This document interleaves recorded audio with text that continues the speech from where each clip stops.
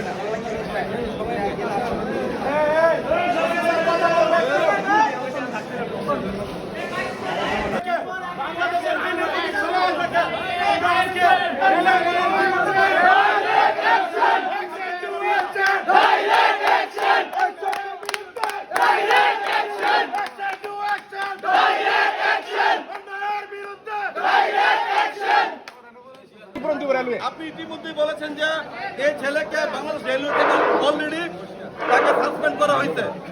আমি আপনাদেরকে ধন্যবাদ জানাই যে কাজটা খুব দ্রুত করেছেন। পাশাপাশি আমরা ওই লোকের বিরুদ্ধে আপনারা ওই লোকের নাম ঠিকানা দিবেন, আমরা ওই লোকের বিরুদ্ধে মামলা করবো, আমরা কসবা থানায় করবো এবং ওই লোককে আপনারা কসবা থানায় এনে মাধ্যমে পাশাপাশি এই কসবা রেল স্টেশনে টিকিট কালোবাজারি চলে, কালোবাজারি আপনারা যেভাবে পারেন বন্ধ করবেন। আমরা আজকে সর্বশেষ ইতিমধ্যে ঘটনাস্থল থেকে খবর এসেছে, তার বিচার অলরেডি হয়েছে, তাকে চাকরি থেকে বরখাস্ত করা হয়েছে এবং তাকে আইনের আওতায় আনা হয়েছে। আর এই ভিডিওটা থেকে আজকে একটা শিক্ষা নিতে হবে যে ভবিষ্যতে কোনো বৃদ্ধ লোকের হাত উপর এভাবে হাত তোলার আগে যেন 100 বার ভেবে নেওয়া হয়।